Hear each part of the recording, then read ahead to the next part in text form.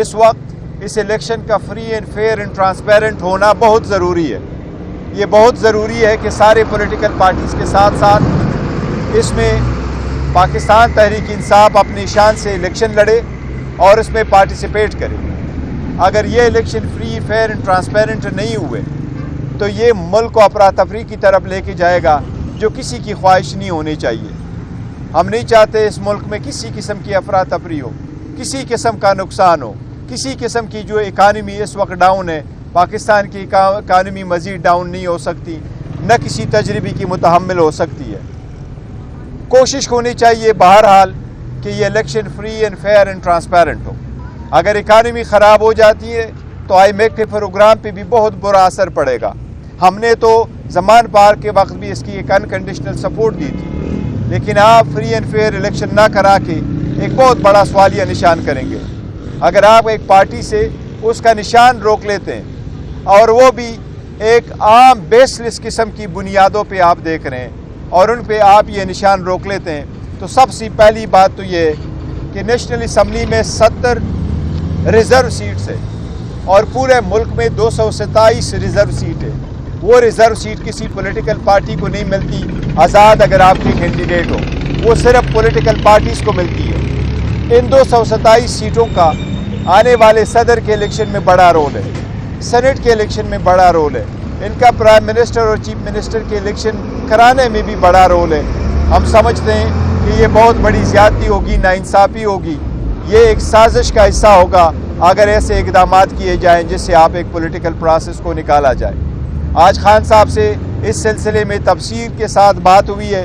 ہم election commission کے decision کو ہر فارم میں ڈسمس کرتے ہیں اور اس سے ڈس ایگری کرتے ہیں. ہماری پارٹی جس طریقے سے چل رہی تھی انشاءاللہ ہم اپنا انتظام اسی طریقے سے چلائیں گے جس طریقے سے کل یا پرسوں یا ترسوں ہماری پارٹی چل رہی تھی. اس ڈیسیجن کو ہم ہائی کورٹ اور سپریم کورٹ سبجیکٹ جو ہماری final decision by the lawyers وہ ہم انشاءاللہ تعالیٰ چیلنج کریں گے. عدلیہ سے ہماری درخواست ہوگی کہ جلد سے جلد اس پہ فیصلہ کریں, کیونکہ یہ مسئلہ صرف ہمارا نہیں ہے بلکہ پورے سیاسی نظام اور جمہوریت کا ہے, اور پاکستان کے 25 کروڑ عوام کے ساتھ جو بنیادی حقوق ہے اور ان کے مطابق جو حکومتیں بننے کا حق ہے اس سے متعلقہ ہے. ہماری عدلیہ سے درخواست ہوگی کہ جب بھی ہماری پٹیشن آئے اس کو جلد سے جلد سنا جائے.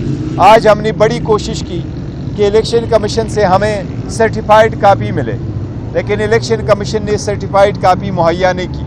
ہمیں یہ کہا گیا کہ آج چھٹی کا دن ہے, آج نہیں ہو سکتا, ڈسپائٹ یہ کہ ہماری 2 درخواستیں اس کے لیے پڑی ہے.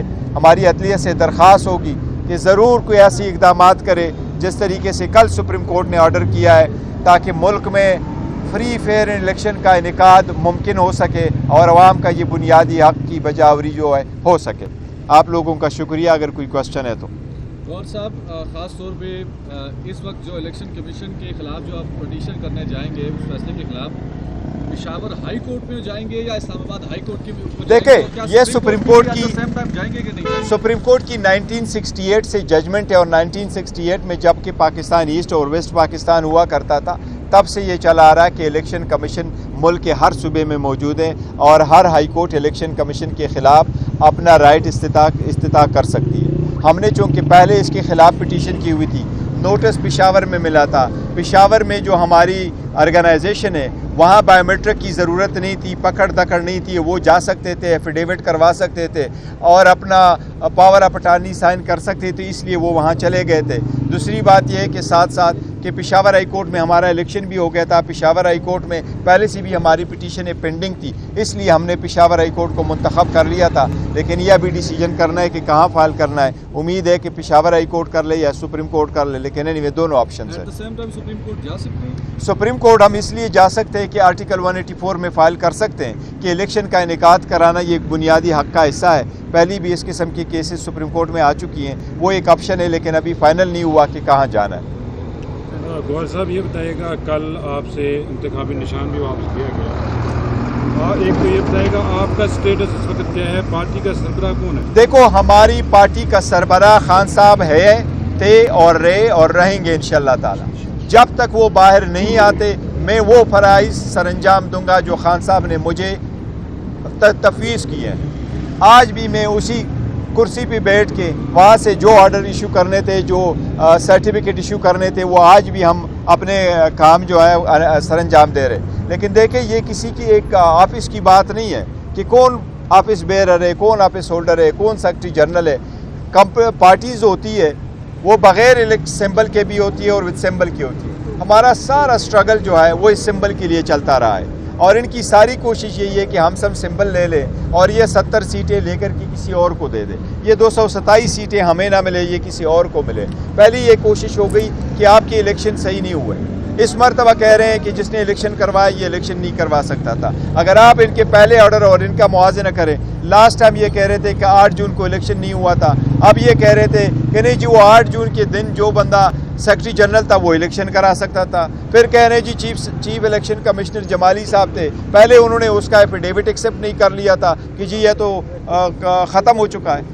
तो इलेक्शन कमीशन का जो ऑर्डर है वो सस्टेनेबल नहीं है, वो कंट्राडिक्टरी है। हम अगर अदालत जाएंगे इंशाल्लाह ताला हमें रिलीफ मिलेगा। इस वक्त पार्टी के चेयरमैन आप हैं या इमरान खान साहब? इमरान खान साहब चेयरमैन थे हैं और इंशाल्लाह ताला चेयरमैन रहेंगे। अगर मैं पार्टी का चेयरमैन हूँ फिर भी इमरान खान साहब हमारे चेयरमैन है, लीडर है, चाहे वो जेल में हो चाहे जेल के बाहर हो। कागजात नामजदगी जमा करवाने की कल आखिरी तारीख है। क्या आपके जो तजवीज़ करदा उम्मीदवार है वो किस हैसियत से इलेक्शन में जा रहे हैं? देखिए, पॉलिटिकल पार्टी के एक कंसेप्ट ज़रूर आप क्लियर कर दें।